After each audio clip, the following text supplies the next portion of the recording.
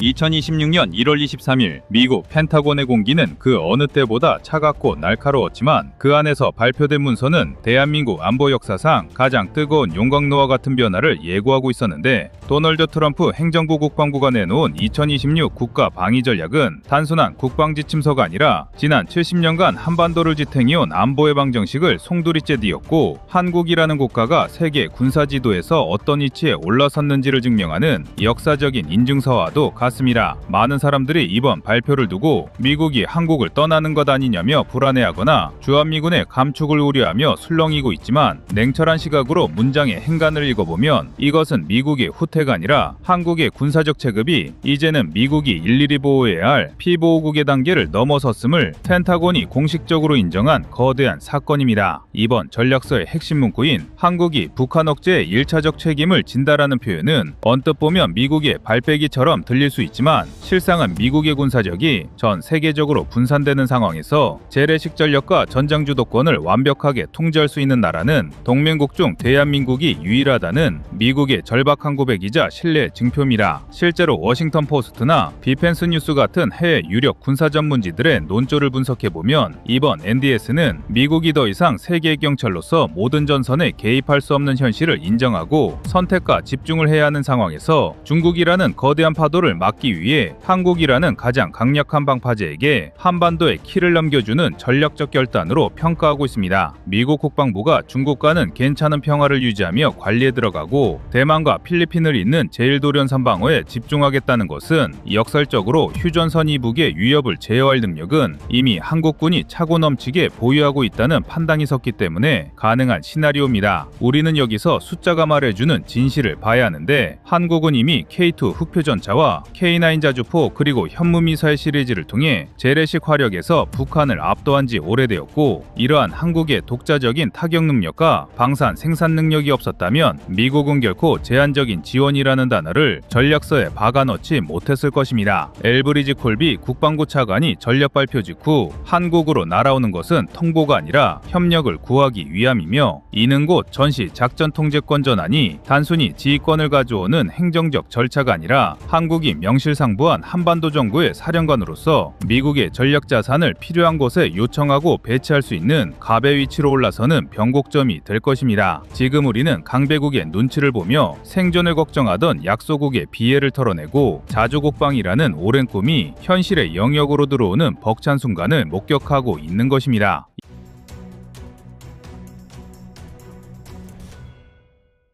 이번 2026 국가 방위 전략을 뜯어보면 미국 펜타곤 엘리트들이 밤새워 계산기를 두드린 끝에 도달한 냉혹하지만 피전적인 결론이 보이는데, 그것은 바로 더 이상 미국이 전 세계 모든 전선에 보병이 될 수 없다는 사실을 인정한 것입니다. 미국이 이번 전략서에서 중국과 괜찮은 평화를 언급하며 체제 전복을 하지 않겠다고 한 발 물러선 것은 갑자기 중국이 예뻐서가 아니라 현재 미국의 국방 예산과 전력 투사 능력으로는 우크라이나와 중동 그리고 대만 해협을 동시에 감당하는 것이 불가능에 가깝다는 현실적인 한계에 봉착했기 때문입니다. 특히 대만 해협을 둘러싼 위기감이 고조되면서 미국은 자신들의 해군력과 공군력을 제1도련선 방어에 쏟아부어야 하는 절박한 상황인데, 여기서 미국에게 가장 큰 딜레마는 바로 한반도였습니다. 북한이라는 럭비공 같은 존재를 억제하기 위해서는 막대한 지상군과 화력이 필요한데, 이걸 미국이 계속 주도하기에는 기회비용이 너무나도 컸던 것입니다. 그런데 이 난제를 해결해줄 구원투수가 바로 옆에 있었으니 그게 바로 대한민국 국군입니다. 전세계 동맹국을 통틀어 미국이 보유한 수준의 기갑전력과 포병 화력을 자체적으로 생산하고 운용하며 실전태세를 갖춘 나라는 한국이 유일합니다. 미국이 이번 문서에서 한국 주도 미국 지원이라는 표현을 쓴 것은 외교적 수사가 아니라 이제 너희 실력이면 북한 재래식 전력쯤은 혼자서도 충분히 요리할 수 있지 않느냐라는 미국의 완벽한 군사적 인증이자 한국군의 재래식 전력이 북한을 압도했다는 것을 펜타곤이 공식 문서로 보증한 셈입니다. 우리는 여기서 미국이 대만에 약 15조 6천억 원 규모의 무기 판매를 승인했다는 점과 이번 NDS 내용을 연결해서 봐야 하는데, 미국은 대만에게는 무기를 팔아 고슴도치 전략을 쓰게 하고 한국에게는 방어의 주도권을 넘김으로써 동북아시아 안보 비용을 효율화하겠다는 명확한 비즈니스 마인드를 보여주고 있습니다. 이것은 한국 입장에서는 있는 위기이자 기회인데 과거처럼 미군 바짓가랑이를 잡고 안보를 구걸하던 시대는 끝났고 이제는 당당한 지분권자로서 목소리를 낼 타이밍이 왔다는 뜻입니다. 북한의 핵위협이 명백하고 현존하는 위험으로 격상된 상황에서 미국이 해구산이라는 결정적 지원은 유지하겠다고 약속한 것은 북한의 비대칭 전력은 형님인 미국이 막아줄 테니 너희는 압도적인 K2 흡표와 K9 자주포 그리고 정밀 타격 미사일로 전선을 밀어버리라는 역할 분담을 명확히 한 것입니다. 2018년 트럼프 1기 시절만 해도 방위비 분담금을 두고 협박에 가까운 압박을 받았던 우리가 불과 8년 만에 한반도 방어의 하청업체가 아닌 파트너 사장으로 승격된 것은 우리 방산기업 연구원들이 밤을 새워가며 국산 IO를 끌어올리고 자주국 방해 기틀을 다져온 피와 땀의 결과물입니다. 이제 전작권 전환 논의는 탄력을 받을 수밖에 없으며 이는 단순히 지휘봉을 가져오는 것을 넘어 한반도 정부 내에서 미국의 전략 자산을 우리가 필요할 때 호출하고 운용할 수 있는 슈퍼갑의 위치로 가는 길을 열어줄 것입니다. 결국 이번 미국의 전략 변화는 한국에게 안보 독립이라는 성적표를 지어준과 동시에 글로벌 방산 시장에서 한국의 위상을 수직 상승시키는 기폭제가 될 것입니다. 미국이 자국의 안보 전략서에 한국이 주도적인 책임을 진다라고 명시한 순간 전 세계 특히 안보 불안에 떨고 있는 동유럽과 중동 국가들은 한국 무기를 다시 보게 될 수밖에 없습니다. 세계 최강 미군이 한반도라는 가장 위험한 화약고를 한국산 무기와 한국군의 지휘 능력에 믿고 맡겼다는 사실보다 더 강력한 마케팅은 지구상에 존재하지 않기 때문입니다. 폴란드가 K2 전차와 K9 자주포를 대량으로 구매하고 사우디아라비아가 천공투를 도입한 것은 시작에 불과하며 이제는 미군이 사용하는 무기가 아니라 미군이 믿고 맡기는 군대의 무기라는 프리미엄이 붙어 한국 방산 수출의 르네상스를 열어 젖힐 것입니다. 물론 이 과정에서 주한미군의 역할 조정이나 방위비 분담금 문제 같은 까다로운 청구서가 날아들겠지만 우리는 더 이상 헐값에 안보를 위탁하던 약소국이 아닙니다. 우리는 미국의 인도태평양 전략의 핵심 린치핀이자 중국을 견제하는 최전선의 방파제로서 당당하게 협상 테이블에 앉아 우리의 국익을 요구할 수 있는 자격과 힘을 갖췄습니다. 트럼프 행정부의 힘을 통한 평화는 역설적으로 한국에게 스스로 설 수 있는 힘을 증명할 무대를 마련해 주었습니다. 이제 우리는 북한의 도발에 일일이 미국의 허락을 구하지 않고도 즉각적이고 압도적인 응징을 가할 수 있는 권한과 능력을 인정받았으며 이는 한반도의 지정학적 리스크를 우리가 주도적으로 관리하고 낮출 수 있다는 것을 의미합니다. 코리아 디스카운트의 원인이었던 안보 불안을 우리 스스로의 힘으로 지원나가는 과정은 국가 신용도 상승과 외국인 투자 유치라는 경제적 과실로 이어질 것이며 이는 우리 아이들이 살아갈 대한민국이 강대국의 눈치를 보는 나라가 아니라 강대국이 손을 잡고 싶어 안달이 난 나라가 되었음을 선포하는 것과 같습니다. 오늘 우리가 마주한 이 뉴스는 미국의 변심이 아니라 대한민국의 비상을 알리는 신호탄입니다. 한국은 지금 세계 안보 지도의 변방에서 중심으로 피보호국에서 안보 생산국으로 그 운명의 수레바퀴를 스스로의 힘으로 돌리기 시작했습니다.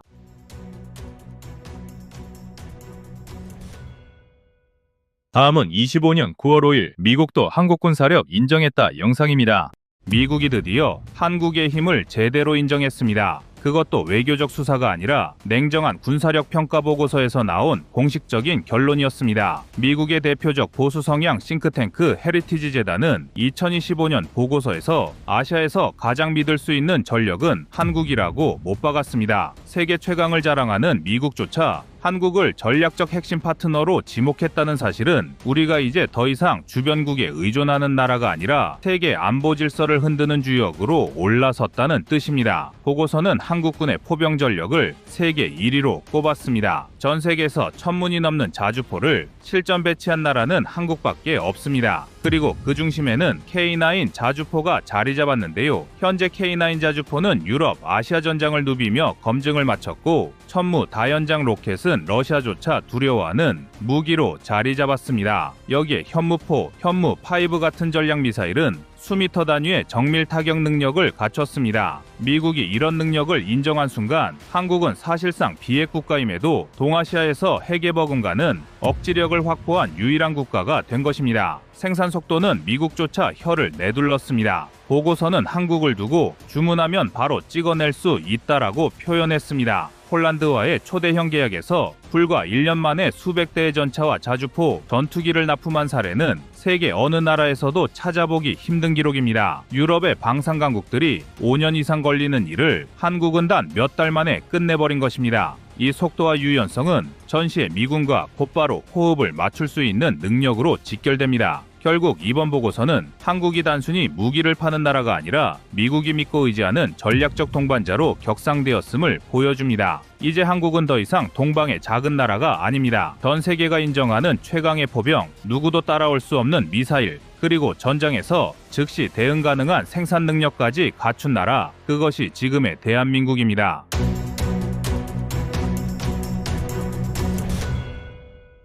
미국이 이번 보고서를 통해 한국을 아시아에서 가장 신뢰할 수 있는 군사 파트너로 명시한 배경에는 단순히 무기 성능만이 아니라 최근 몇 년간 급변한 국제 질서와 한국의 전략적 입지가 결합된 흐름이 자리하고 있습니다. 특히 미중 전략 경쟁이 심화되는 상황에서 미국이 필요로 하는 것은 단순한 지원국이 아니라 실제로 전장에서 미군과 동등하게 맞물려 움직일 수 있는 동맹국입니다. 바로 이 지점에서 한국이 가진 독특한 장점이 드러납니다. 워싱턴 입장에서 한국은 동북아 전선에서 중국과 러시아를 동시에 견제할 수 있는 가장 안정적인 전력입니다. 일본 역시 동맹국이지만 역사적으로나 정치적으로 갈등과 평화헌법이라는 제약 때문에 여전히 독자적 군사행동에는 한계가 있습니다. 대만은 지정학적 중요성은 크지만 스스로를 방어하기에도 벅찬 상황입니다. 반면 한국은 이미 GDP의 2.8% 이상을 국방에 투자하고 있으며 2025년 국방 예산은 73조 원을 넘어섰습니다. 이 수치는 아시아 주요국 중에서도 독보적으로 높은 수준이며 나토 권고 기준인 2%를 훨씬 상회합니다. 이런 재정적 뒷받침 덕분에 한국은 방위산업과 군사력 강화에 있어 단기 성과와 장기 비전을 동시에 추구할 수 있습니다. 정치, 외교적으로도 한국은 미국과의 관계를 안정적으로 관리해왔습니다.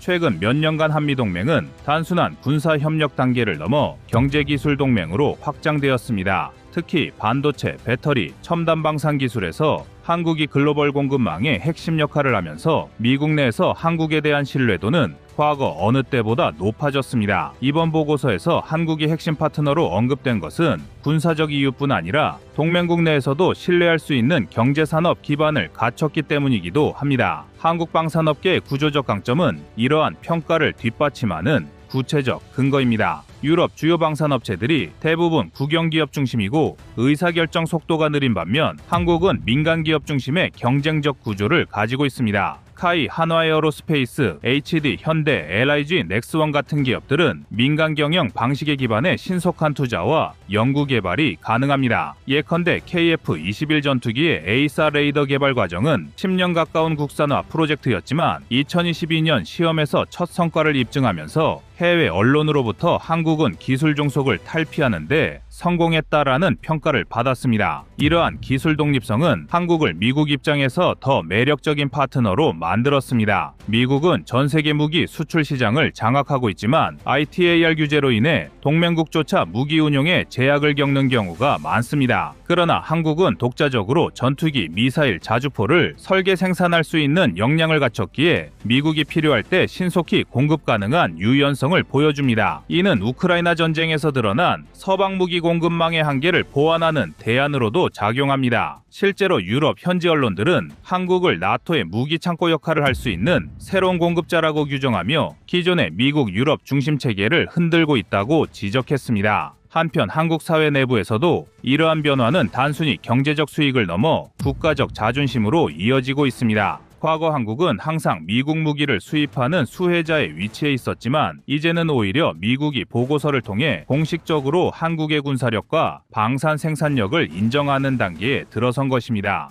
국민 입장에서는 오랜 기간 세금으로 축적한 국방 투자가 이제 세계 질서를 바꾸는 수준으로 도달했다는 점이 큰 자부심으로 다가옵니다. 또 하나 주목해야 할 점은 한국이 가진 지리적 조건과 안보 환경이 미국의 평가에 영향을 미쳤다는 사실입니다. 한반도는 세계에서 가장 밀집된 군사적 긴장지대입니다. 북한은 여전히 수천 발의 장사정포와 탄도미사일을 보유하고 있고 중국과 러시아는 한국 인근 해역과 공역에서 군사적 압박을 가하고 있습니다. 이런 상황 속에서 한국군은 실제 전시 대비 태세를 유지하며 무기체계를 실전적 환경에서 운영해 왔습니다. 있습니다. 이는 다른 국가들이 쉽게 경험할 수 없는 노하우로 한국 무기 체계가 단순한 이론적 성능이 아니라 실질적으로 전장에서 검증됐다는 강점을 만들어냅니다. 미국의 보고서는 결국 이러한 정치 외교적인 신뢰와 산업적 기반을 통해 안정적인 군사적 성능이 결합된 결과물을 인정한 것입니다. 이는 한국이 단순한 방위선에서 벗어나 미국 전략의 중요한 축으로 자리 잡았다는 선언이나 다름없습니다. 사실 한국군이 가진 무기 체계 가운데 미국이 가장 주목한 분야는 세계 최강 수준의 포병 전력입니다. K9 자주포는 이미 유럽과 아시아 여러 나라에서 운영 중인데 사거리 40km 이상, 분당 6발 고속 연사 능력을 자랑하며 자동화된 사격 통제 시스템 덕분에 실전 투입 시간이 30초 이내에 불과합니다. 노르웨이, 핀란드, 에스토니아 등 혹한 지역에서 검증되었고 인도의 고산지대 훈련에서도 정상 작동했습니다. 서방 언론들은 이를 두고 북유럽의 얼음 위와 히말라야의 고산에서 모두 작동하는 유일한 자주포라 평가했습니다. 이는 단순한 화력 우위가 아니라 실질적 작전 환경에서 입증된 신뢰성을 보여줍니다. 포병 화력의 연장선상에 있는 천무 다연장 로켓 역시 미국 보고서에서 강조된 장비입니다. 천무는 최대 사거리 80km 이상, 정밀 유도탄의 경우 수십 센티미터 단위의 오차 범위를 자랑합니다. 특히 폴란드가 우크라이나 전선과 인접한 국경에 천무를 배치하겠다고 발표하자 러시아 관영 언론은 이를 두고 나토가 새로운 방패를 얻었다라고 반발했습니다. 그만큼 한국산 다연장 로켓은 러시아조차 위협으로 인식할 만큼 실전성이 강력합니다. 미사일 전력은 미국이 한국을 전략적 동반자로 꼽은 또 하나의 이유입니다. 현무포는 사거리 800km, 탄두 중량 2톤을 갖추어 북한 전역은 물론 중국과 러시아 일부 지역까지 타격할 수 있는 능력을 지녔습니다. 더 주목할 점은 현무5 개발입니다. 최대 사거리 3000km 이상, 속도는 마하 10에 달하는 극초음속 무기로 한국이 비핵 국가임에도 사실상 전략적 억제력을 확보하고 있다는 점에서 미국의 시각이 달라질 수밖에 없습니다. 이러한 능력은 단순히 한반도 방어를 넘어 아시아 전역에서 군사적 균형을 바꿀 수 있는 잠재력으로 연결됩니다. 기갑 전력에서는 K2 흑표 전차가 가장 대표적입니다. 1500마력 파워팩, 자동 사격 통제 시스템, 능동 방어 체계를 장착한 K2는 나토 훈련에서 레오파르트 2 A7과 에이브람스를 제치고 기동성과 사격 정확도에서 우위를 보였습니다. 가격 또한 한 대당 약 80억 원으로 레오파르트 2 대비 30% 이상 저렴합니다. 폴란드 현지 매체 디펜스24는 K2를 실제 성능은 보수적으로 공개된 수치보다 뛰어나며 유럽 전차 시장의 질서를 바꿀 존재라 평가했습니다. 이는 단순한 방산 계약을 넘어 한국이 유럽 안보 구조에 직접 영향을 미치는 계기가 되었습니다. 공군력 측면에서는 KF-21 보람의 전투기가 중심입니다. 현재 블록1 CJ기가 시험 비행 중이며 블록2부터는 내부 무장창과 장거리 공대지 지공대공 미사일 에이사 레이더가 탑재됩니다. 미국 보고서가 주목한 점은 KF-21이 미국의 전술 데이터 링크 16과